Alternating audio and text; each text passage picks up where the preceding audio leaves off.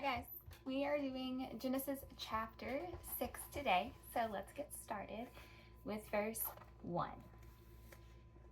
And it came to pass, when men began to multiply on the face of the earth, and daughters were born unto them. So, first I want to say that we are not picking up where we left off at the end of chapter 5. Okay, this is not after Noah turns 500 years old.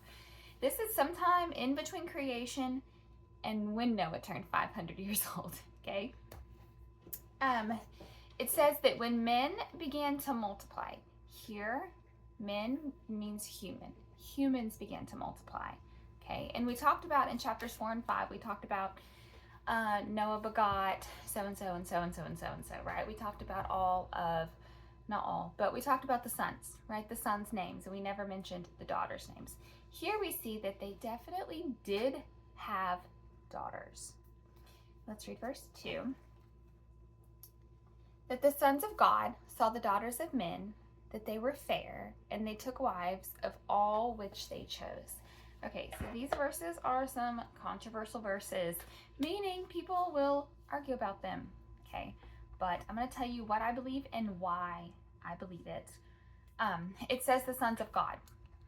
Those are angels. It's not talking about people, okay? Everywhere in the Old Testament where it refers to the sons of God, it is always talking about angels. Here, particularly, it is talking about the angels that decided to follow Satan, okay, the fallen angels. We're going to look at Job. We're going to look at a few verses here just so I can kind of show you. Well, there we are. Okay. Job 1:6 says, Now there was a day when the sons of God came to present themselves before the Lord, and Satan came also among them. Again, that's not people, okay? Let's go with Job 2:1. And again there was a day when the sons of God came to present themselves before the Lord, and Satan came also among them to present himself before the Lord. Again, that's not people. And then we're going to look at one more verse, Job 38:7. And it says, When the morning stars sang together, and all the sons of God shouted for joy. It is referring to angels. Every time you see that phrase, it is going to be angels. Particularly in Genesis 6:2, it means the fallen angels, right? So, we just established these are angels, not men. But it says when they saw the daughters of men, now these are human daughters. So when they saw the daughters of humans, okay? So yes, angels left heaven and came to earth because of the beauty of women. For the purpose of marrying, and I say that because they're not entering into that covenant with God and with the human women. It is more of the physical part of it, and we're going to see that in a few minutes, in a few verses. But these are the fallen angels came to earth to be with the human women that they thought were beautiful. Okay, verse 3. And the Lord said, My spirit shall not always strive with man, for that he also is flesh. Yet his days shall be 120 years. So God is saying, My spirit shall not always strive with man, for that he also is flesh. God is saying that our flesh is never going to be good enough to enter into eternity without him. We can't do it alone. Our flesh isn't it. It's not going to make it, okay? Obviously, Jesus is the atonement for that. So, right now, in this verse, and you have to think about why is he saying it right now? But in this verse, he says the days will be shortened to 120 years. This is where God shortens the mortal lifespan from over 900 years down to just 120. Now, obviously, we don't live to 120 years anymore. I mean, I guess some people do, but generally we just don't. So why is he saying it now? Why didn't he say that when he was talking about the generations? Why doesn't he say that later when he's talking about the flood? Why is it now mixed in these verses? Because of free will. Because it wasn't forced. Sorry. Because when the fallen angels came here to be with these women, they did not force themselves on the women. It was by choice. The women also chose this. It was willingly. So he shortened that lifespan from over 900 years old down to just 120. All right, verse 4. There were giants in the earth in those days, and also after that, when the sons of God came into the daughters of men, and they bare children to them, the same became mighty men, which were of old, men of renown. All right, so there were giants in those days. Yes, actual giants. Not just the ones we hear about later with Goliath that was, they say, around 9 feet tall. No, actual giants. Let's look in Numbers, because it's a very interesting verse here. Numbers 13:33. And it says something when I get there. 13:33. And there we saw the giants, the sons of Anak, which came of the giants, and were in our own sight as grasshoppers. And so we were in their sight. Okay, so right there, that is saying that these people were, when compared to the giants, the people were like grasshoppers. That's how big these people were. The humans, our size people, were grasshoppers compared to them. And just a few verses before that, it talks about these clusters of grapes that the giants grew, that it took 2 men to carry a cluster of grapes. Okay, there's proof of these giants all over the earth. Things that humans could not have built on their own during that time frame. Things like the pyramids, Stonehenge, Easterhead Island.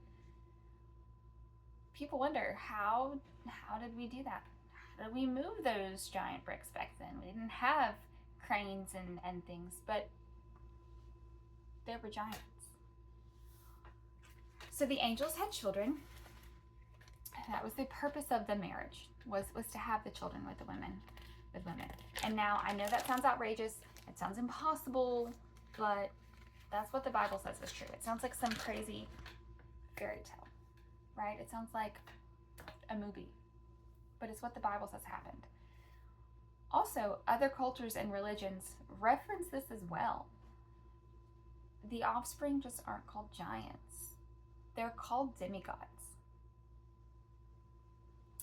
Let's read verses 5 and 6.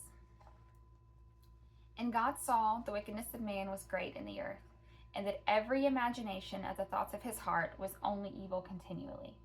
And it repented the Lord that he had made man on earth, and it grieved him at his heart.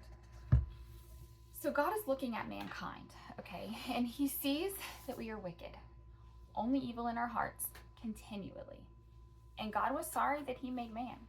That's the original translation. It doesn't say that he repented that he made them. It says he was sorry that he made them. Man was only evil. No righteousness, no love for God, no way to get back to God. So how do we get back to God? What is that plan? Well, it's Jesus, right? Jesus is the Son of God, but he also had to be born of a man.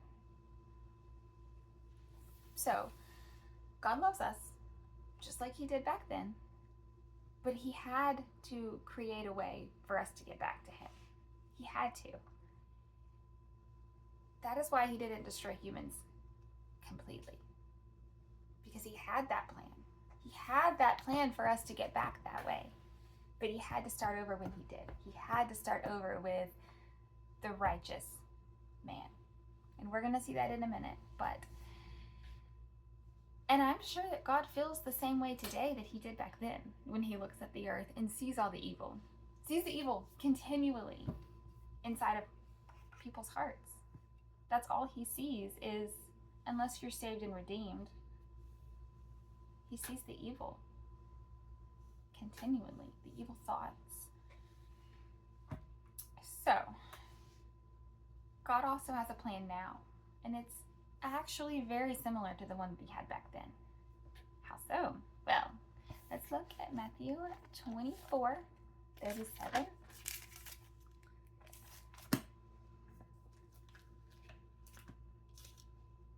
Matthew 24:37 says, "But as the days of Noah were, so shall also the coming of the Son of Man be." Okay. As in the days of Noah. Some people say that that's when the Nephilim are going to come back, right? They're going to be abundant in the earth. Maybe. But I think it literally just means everything else. The corruptness of the earth, the way that God looked at the earth and said, it's evil. Their hearts are only filled with evil. And he had a plan to destroy what was there, but save the righteous. That is his plan. That is what will happen in the future as well. Let's keep going. Verse 7 of chapter 6. And it says, "And the Lord said, I will destroy man whom I've created from the face of the earth, both man and beast and the creeping thing and the fowls of the air, for it repenteth me that I have made them." So God says that he is going to destroy man off the face of the earth. Side note, what geometric shape has a face? Literally all of them besides a sphere. Just think about that. Okay. Anyway, so he says he's going to destroy man, women, and children, all the animals, the land animals, and the flying creatures. Pay attention though, because he never says anything about destroying what is in the water. He never talks about the water creatures. And I guess you can't really destroy a goldfish with a flood, right? I mean, I guess God could, definitely, but he didn't. So the question that people ask, and I say people, it's usually people that say they are an atheist. They ask, why did God destroy women and children? Well, they weren't innocent. Women are adults, right? They make their own choices, just like the men. They're responsible for the choices that they made. Most children are old enough to make their own choices as well. They follow in the footsteps of their parents. But the ones that aren't, the children that people would consider innocent, right? The ones that haven't made those choices to do anything wrong. Why would God destroy them too? Well, that's because in Proverbs 22:6, what does that say? Let's look. Proverbs 22:6, and it's a very common verse. We use it all the time in church to talk to parents about their children and give them hope of when they're older. 22:6, it says, "Train up a child in the way he should go, and when he is old, he will not depart from it." That goes both ways. That's the good and the bad. Yes, train your child up, take them to church, teach them how to fear God, teach them the love of God, and when they're older, that is where they're going to resort back to. But it also goes for the bad. God knew that. That's why he said it. And that's why he also had to destroy the children, because they were raised by the women and men that were continually evil, the ones that weren't righteous, the ones who weren't seeking after God. So they had to be destroyed as well. Okay, let's look at verses 8 and 9. "But Noah found grace in the eyes of the Lord." These are the generations of Noah. Noah was a just man and perfect in his generations, and Noah walked with God. Okay, so Noah found grace or favor with God. How? Why? Why Noah? How is it that he found it and the others didn't? Well, it says Noah, in the KJV version, it says that Noah was a just man. But in the original Hebrew, it says that he was a righteous man. Okay? It also says that Noah walked with God. Like Enoch. Enoch walked with God. Noah walked with God. And God took them both out before he destroyed the people of the earth. He took them both out of that. Okay? And God will destroy the earth again. Not by water, because he promises that he won't.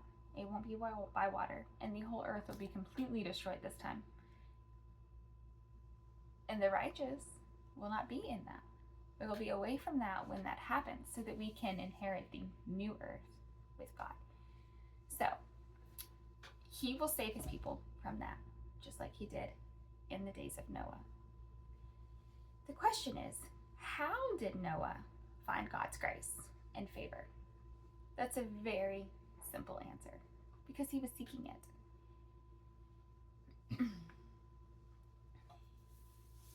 We are taught, okay, and this is what the Bible says, how to find God, how to find grace. Deuteronomy 4:29 says that if you seek the Lord with all your heart and all your soul, you will find him. So the simple answer as to why Noah found grace and favor is because he was seeking God's grace and favor. And he was the only one on the earth who was doing so. That is why Noah was saved and not the rest of the people. Because he, instead of the continually evil heart, he was continually seeking after God. All right, verses 9 and 10.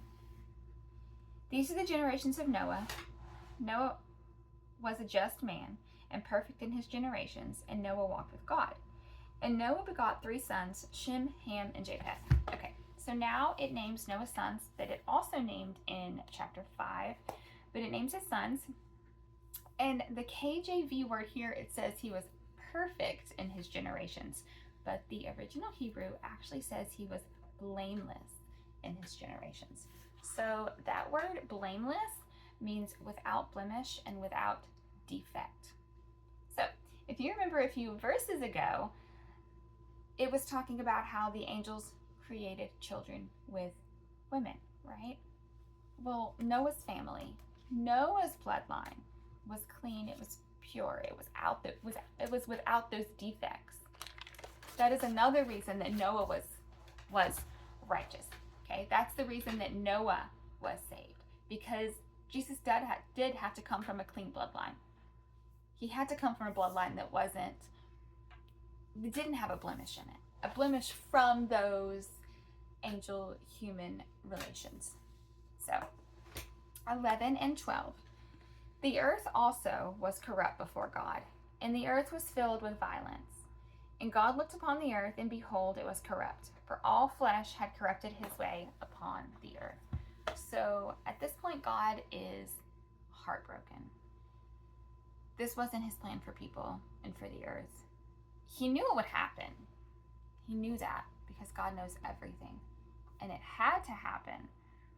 But he still hoped that people would choose him and not their flesh. That is his hope for now, too, that we choose him and not our flesh. But God told Adam and Eve to fill the earth. Yes, to populate the earth, to fill it. Now the earth is filled with violence. He says it was corrupt. That word corrupt here means perverse, ruined, rotted, or spoiled. That's what the earth had become. And I think that's pretty much what the earth is now as well. But let's read verse 13. And God said unto Noah, the end of all flesh is come before me, for the earth is filled with violence through them, and behold, I will destroy them with the earth. Okay, so this is God's plan. The end of flesh, okay? Listen carefully. He says that they filled the earth with violence, and I will destroy them with the earth. He's not saying that he's going to destroy the earth. We know that he didn't because it's still here. He didn't destroy the earth. He destroyed them with the earth, meaning he used the earth to destroy the people. Verse 14 to 16. Make thee an ark of gopher wood. Rooms shalt thou make in the ark, and shalt pitch it within and without pitch. And this is the fashion which thou shalt make of it. The length of the ark shall be 300 cubits, the breadth of 50 cubits, and the height of it 30 cubits. A window shalt thou make in the ark, and at a cubit shalt thou finish it above, and the door of the ark shalt thou set in the side thereof, with lower, second, and third stories shalt thou make it. Okay, so God told Noah that he's going to wipe out the people of the earth, right? But he hasn't told him how yet. He just told him that he was going to do it. Well, now he says, I want you to build a boat. Build a boat in a place where it's never rained, right? It hasn't rained yet on the earth. It hasn't needed to. Build a boat. here. And then he gives some description of the boat, okay? So he says to build it out of gopher wood. So what is gopher wood? I don't know. And really nobody knows, because during all of my research, what I have found is no one knows what gopher wood is. We don't have that right now. Obviously, it was something that was readily available for Noah during that time.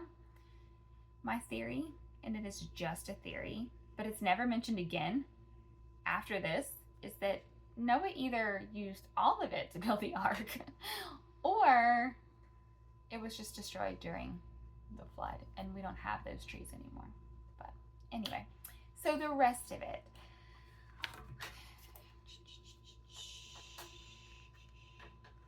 So it says with and without pitch. That's one of the instructions that God gave Noah, with and without pitch. So God is talking about covering the inside and the outside with a waterproofing material. Now this is something that they would have made back then out of like some kind of tar or something, I'm sure. I mean, they didn't just go to Home Depot and get waterproofing, right? It's something that Noah made that had to go inside and outside of the boat. So the length and the width. How long is a cubit? A cubit technically is your forearm. Okay, this area, this is a cubit. So generally we just say it's about 18 inches. So using that math, the boat would have been 300 cubits or 450 feet. The width would have been 75 feet and the height 45 feet. Also, he says to put the door on the side and that the boat is going to be 3 stories tall. Okay? This is like our life today, because God says, do this. And he tells you what to do. Tells you kind of how to do it. But then we're still sitting there going, I need the blueprints, please. No, you don't. Just do it. Just do what he says. God says things like, quit your job and move to this city. And then we're sitting there going, then what? How? What do I do? Trust and be obedient. God rewards obedience. And we're going to talk about that in a minute too. He doesn't always give us the exact blueprints. He didn't tell Noah to build 47 rooms on the bottom floor that are all 10 foot by 12 foot. He didn't say build these specific things inside of this ark. He gave him the important things. He gave him the size of the boat, what to build it out of, how to waterproof it. He gave him the important things, but not those small details. And sometimes when God tells us to do things, we're still waiting for those small details. How do I do that? Just do it. Just do it. So let's read verse 17. And behold, I, even I, do bring a flood of waters upon the earth, to destroy all the flesh wherein is the breath of life, from under heaven, and everything that is in the earth shall die. Okay, so now God is telling him that he's going to flood the earth. And everything that has the breath of life will die. That's people and animals. That does not include angels, spirits, demons. Okay, those things aren't going to die. The things that have the breath of life. And then he goes a little further to say everything from under heaven. So this is one of the first implications in the Bible that we get, that heaven is up. The earth is below heaven, so heaven is up, right? So I want you to think about this for a moment. Think about all those pictures or videos that we see from NASA or of outer space, of our universe, of above the earth. Where is heaven? And really that's the question that they want you to ask is, where is God? God is in heaven, and heaven is above the earth, but yet there's this expansive, massive universe that's ever expanding in every direction. Then where is heaven? That can't be true and the Bible be true. Heaven is either up there and the Bible is correct, or it isn't and the Bible is a lie. That's the question they want you to ask.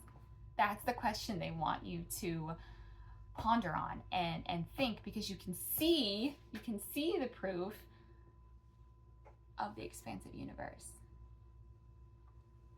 which makes people think God's not up there. Heaven's not up there, but it is. It is. Okay, let's keep going here. Also in this verse, if you notice the prepositions that he uses, and even in the Old Hebrew, it is the same prepositions, and it will be. Just about every single time it talks about in the earth. In the earth. Y'all, it doesn't say on. Right? It doesn't say on the earth. It says in.